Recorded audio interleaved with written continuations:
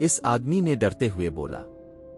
जनाब, कुछ लोग हवेली में दाखिल होने की कोशिश कर रहे थे। एक आदमी जिसने छोटा दरवाज़ा खोला, मैंने इस पर गोली चलाई और वो वहीं गिर पड़ा। इसके बाद इसके एक साथी ने इसे बाहर खींचने की कोशिश की तो मैंने इस पर भी गोली चला दी और वो गोली इसे जाकर लगी भी, लेकिन वो बदबख्त इसे बाहर खींचने में और दरवाज़ा बंद करने में कामयाब हो गया।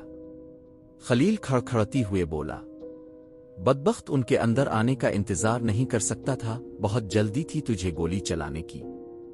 अगर इंतजार कर लेता और उनको अंदर आने देता तो हम उन्हें खामोशी से धर लेते और फिर उनका मुंह खुलवाते। हो सकता है कि हमारे आदमी उन्हीं के पास हों। तेरी इस गलती की वजह से ना हमें पता चल सका कि वो लोग कौन थे और ना ही हमें हमारे आदमियों के बारे में कोई मालूमात मिल सकें। अब बाहर जाओ और जाकर ढूंढो उन्हें। उनमें से 2 को गोली लगी है तो वो ज्यादा दूर नहीं गए और उन्हें पकड़कर मेरे पास लाओ। वो आदमी गया। वो जनाब, हमें नहीं पता कि वो कितने लोग हैं और उनके पास कितने हथियार हैं। अगर हम बाहर गए तो हम जिंदा वापस नहीं आ पाएंगे। मेरा ख्याल है कि हमें हवेली में रहकर हवेली की हिफाजत करनी चाहिए। खलील गुस्से से चिंघाड़ने लगा। बदबख्तो, अब तुम मुझे सिखाओगे कि क्या करना है। सुहेल ने खलील की बात काटी। ये आदमी ठीक कह रहा है। जब तक हम हवेली में हैं हम महफूज हैं। मेरा ख्याल है कि हमें बाहर नहीं जाना चाहिए। खलील ने सुहेल की बात मान ली।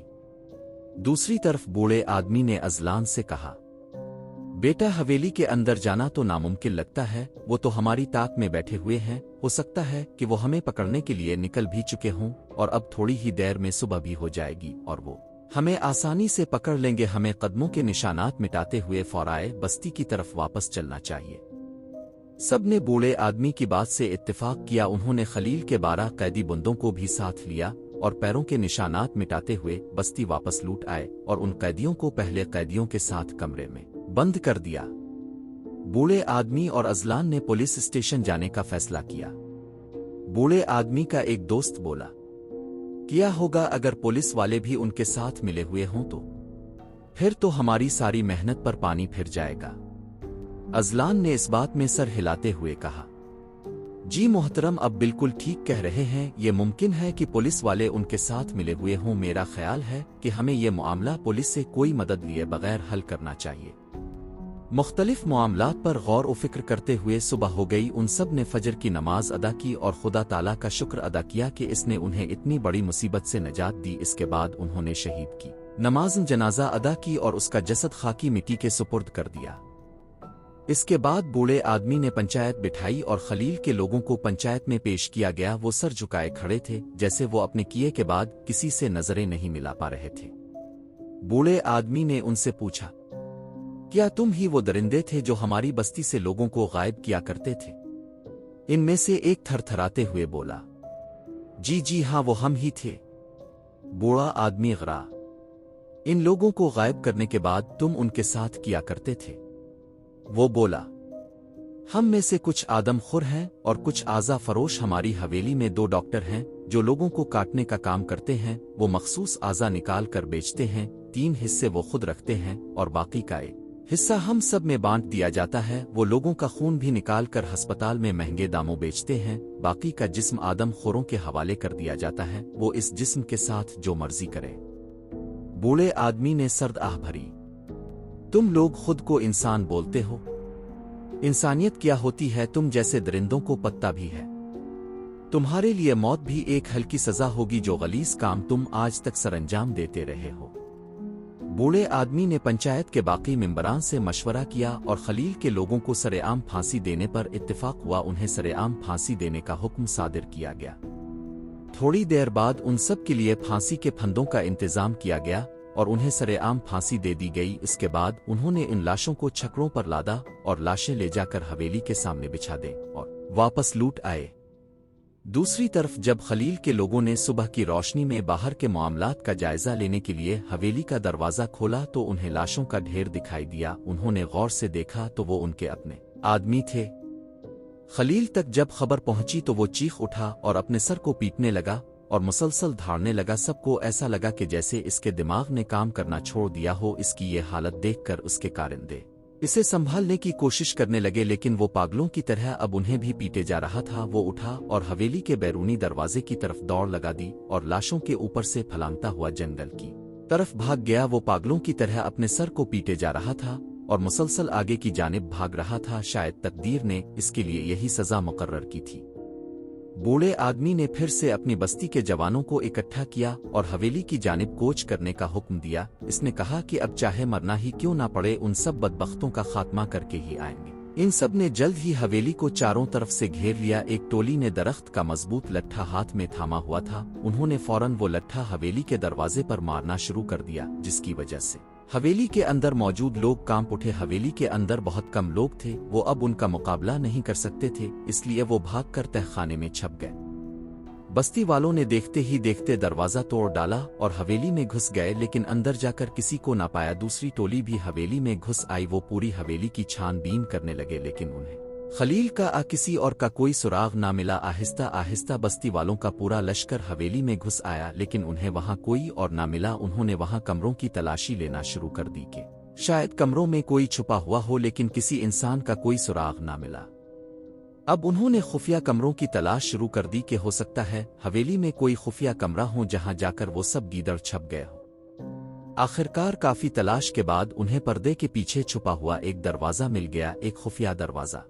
बूढ़ा आदमी बोला, ये दरवाजा यकीनन किसी तहखाने का है, इसे तोड़ दो। इस दरवाजे को तोड़ने की बहुत कोशिश की गई, लेकिन यह दरवाजा बहुत मजबूत था। सब लोगों ने बारी बारी धक्का लगाया। एक थक जाता तो दूसरा जोर लगाता, लेकिन दरवाजे ने खिलने का नाम ना लिया। दूसरी तरफ उन दरिंदों ने दरवाजे के आगे भारी सामान रखना शुरू कर दिया, जिसकी वजह से दरवाजे का खिल पाना नामुमकिन था। आखिरकार दरवाजे को तोड़ने के लिए दरख्त का बड़ा लट्ठा लाया गया और इसे जोर जोर से दरवाजे पर मारा गया। देखते ही देखते दरवाजे की कुंडी टूट गई और सामान आगे की जानिब सरकना शुरू हो गया। कुछ देर बाद दरवाजा भी खिल गया। अचानक खलील के आदमियों ने गोलियों की बरसात कर दी, जिसकी वजह से बस्ती के बहुत सारे नौजवान मौके पर शहीद हो गए, जबकि कुछ जख्मी हो गए। अजलान को भी बाजू पर गोली लगी और वो नीचे गिर पड़ा। जुबैर और अरबाज ने अजलान को उठाकर एक तरफ बिठा दिया। बस्ती वाले भी अपनी जान बचाने के लिए फौरन छप गए। थोड़ी देर बाद बस्ती वाले संभले और उन्होंने जवाबी हमला किया। उनके पास कैदियों की बंदूकें थीं, लेकिन उन्हें बंदूक चलाना नहीं आती थी, इसलिए उन्होंने बंदूकों से गोलियां निकाल लें और उन्हें गुलेल से मारना शुरू कर दिया। गुलेल से निकली हुई गोली जब भी किसी को लगती तो वो दर्द से कराहने लगता। आखिरकार खलील के आदमी तहखाने में मजीद अंदर की जानिब भागकर छप गए। अब बस्ती वाले आगे की जानिब बढ़ते गए, सीनों पर गोलियां खाते गए और शहादत का रुतबा हासिल करते गए, लेकिन साथ साथ उन दरिंदों को उनके इबरतनाक अंजाम तक भी पहुंचाते गए। आखिरकार आगे की जानिब बढ़ते बढ़ते वो तहखाने के आखिरी हिस्से तक जा पहुंचे, जहां उन्होंने चंद मजलूम लोगों को छुपा रखा था। वो 20 या 25 लोग थे जो काटे बेचे और खाए जाने थे, लेकिन तकदीर उनके लिए जिंदगी के कुछ और दिन लिख चुकी थी, इसलिए वो जिंदा बच गए। बस्ती वालों ने मजलूमों को तहखाने से बाहर निकलने में मदद की। वो उन सब को बाहर निकाल लाए। बूढ़े आदमी ने एक मजलूम आदमी को मुखातिब करते हुए कहा, डॉक्टर सुहेल, आप यहाँ कैसे? क्या उन दरिंदों ने आपको भी कैद कर लिया था? वो मनमनाया, जी बाबा जी, उन दरिंदों ने मुझे भी कैद कर लिया था और ये मेरी जान भी लेने ही वाले थे कि अब मेहरबान लोगों की बदौलत में जिंदा बच गया। एक छोटी सी बच्ची ने इसकी बात काटी। दादाजी, ये झूठ बोल रहा है, यही तो है जो सबको काटता है। मैंने इसे एक आदमी की आंखें निकालते देखा था और वो बेचारा दर्द से चीख रहा था और ये औरत भी इसके साथ मिलकर उसकी आंखें निकाल रही थी। वो उनका पूल खोलने के बाद मासूमाना अंदाज में बूढ़े आदमी की जानिब देख रही थी। बूढ़ा आदमी सारा खेल समझ गया कि ये डॉक्टर ही वो वाहिद इंसान था जो हमारे गांव में मुफ्त इलाज करने आता और हमें उल्टी सीधी दवाइयां देकर जाता, जिनकी वजह से हम अपने होश में ना रहते थे और ये हमारे लोगों को गायब करवा देता। इसने अपने 2 लड़कों से कहा, पकड़ लो इन दोनों दरिंदों को, उन कम बख्तों को तो हम इबरत का निशाना बनाएंगे। इन दोनों लड़कों ने डॉक्टरों को फौरन पकड़ लिया। वो रोने गिड़गिड़ाने लगे और बूढ़े आदमी से मुआफिया मांगने लगे, लेकिन बूढ़े आदमी ने उनकी एक ना सुनी। अब हवेली जुल्म से निजात हासिल कर चुकी थी। बूढ़े आदमी ने शोहदा के जसद खाकी उठाकर बस्ती में ले जाने का हुक्म दिया। हुक्म की तामील की गई। अब वहीं जख्मियों के इलाज के लिए इन दोनों डॉक्टरों को बिठाया गया। बूढ़े आदमी ने उनसे कहा, जिन जिन को गोलियां लगी हैं उनकी गोलियां निकालो और उनके जख्मों का इलाज करो, हो सकता है कि इसके बदले हम तुम्हें मुआफ कर दें।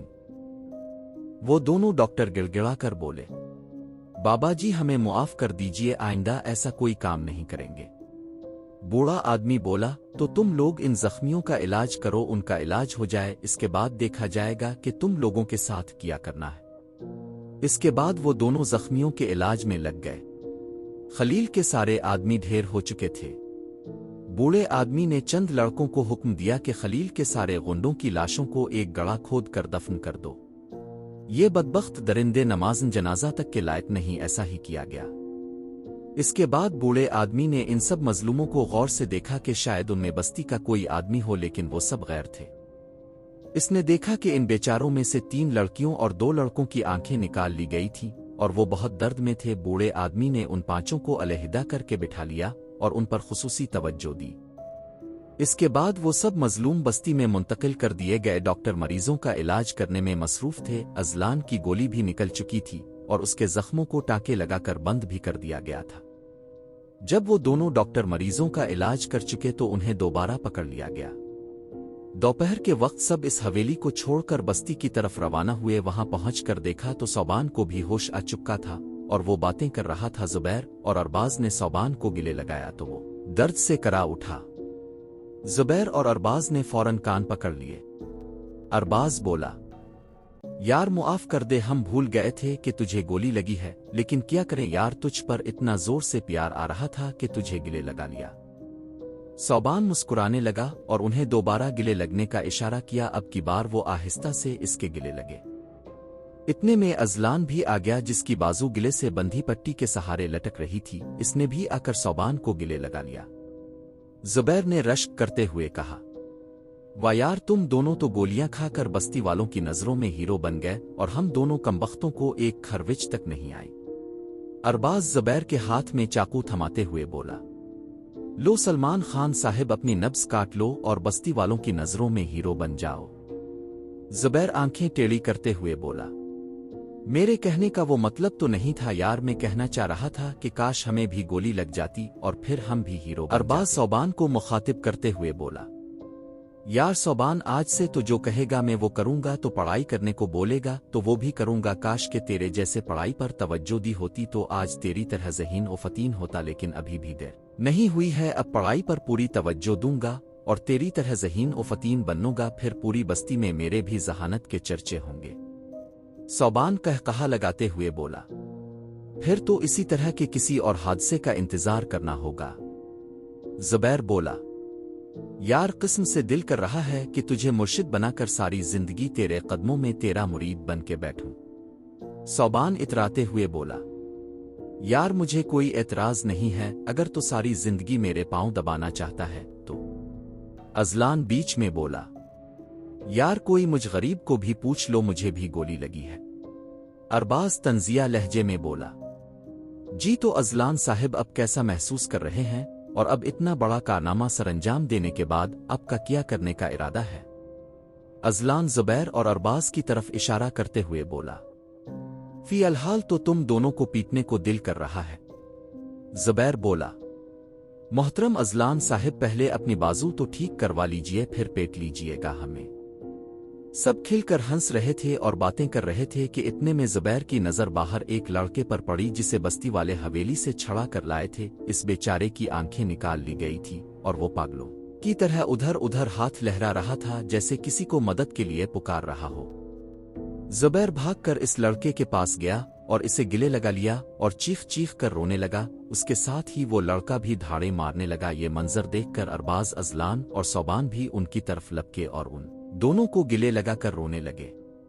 बस्ती वाले ये मंजर देखकर हैरान थे कि आखिर ये लड़का कौन है जिसकी वजह से ये दोस्त इतना चीख चीख कर रो रहे हैं। वो लड़का कोई और नहीं बल्कि उनका दोस्त तलहा था। सौबान ने इससे पूछा, तुम्हें तो इन लोगों ने मार दिया था, तो फिर तुम यहां कैसे?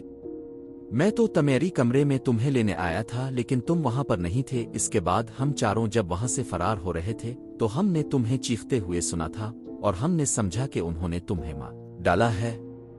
तलहा ने जवाब दिया, जिस वक्त तुम लोगों ने मेरी आहो पुकार सुनी थी, इस वक्त वो लोग मेरी आंखें निकाल रहे थे। वो लोग बहुत जालिम थे। मैंने तो जिंदा बचने की उम्मीद ही छोड़ दी थी, लेकिन तुम सब की वजह से आज मैं जिंदा हूं। वो सब अपने दोस्त को वापस पाकर फूले नहीं समा रहे थे। ये बात अलग थी कि इसकी आंखों का नुकसान हो चुका था, लेकिन आंखें तो इसे आगे की जिंदगी में और मिल जाती। अगर जिंदगी का नुकसान हो जाता तो इसकी भरपाई मुमकिन नहीं। इसके बाद उन दोनों डॉक्टरों को सरेआम फांसी दे दी गई और उनकी लाशों को एक गड्ढा खोद कर मिट्टी के हवाले कर दिया गया और एक हैवानी राज भी उन जालिमों के साथ ही दफन हो गया। अब हवेली बस्ती वालों के कब्जा में आ गई। उन्होंने सब कुछ जब्त कर लिया। अरबाज और जुबैर ने हवेली में खड़ी 2 गाड़ियां निकाली और जख्मियों को अस्पताल ले गए। वहां भरपूर तरीके से उनका इलाज किया गया। कुछ दिन तक वो सब मुकम्मल तौर पर सेहतयाब हो गए। बस तलहा की आंखों का मसला बरकरार था।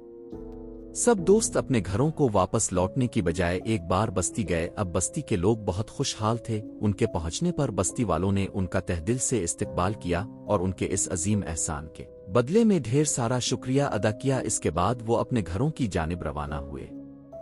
घर पहुंचकर उन्होंने अपने घर वालों को अब बीती बताई और किसी को कुछ भी न बताने की इल्तिजा की। कुछ अरसा बाद तलहा की आंखों का भी इंतजाम हो गया और एक ऑपरेशन के जरिए वो दोबारा पहले जैसा हो गया।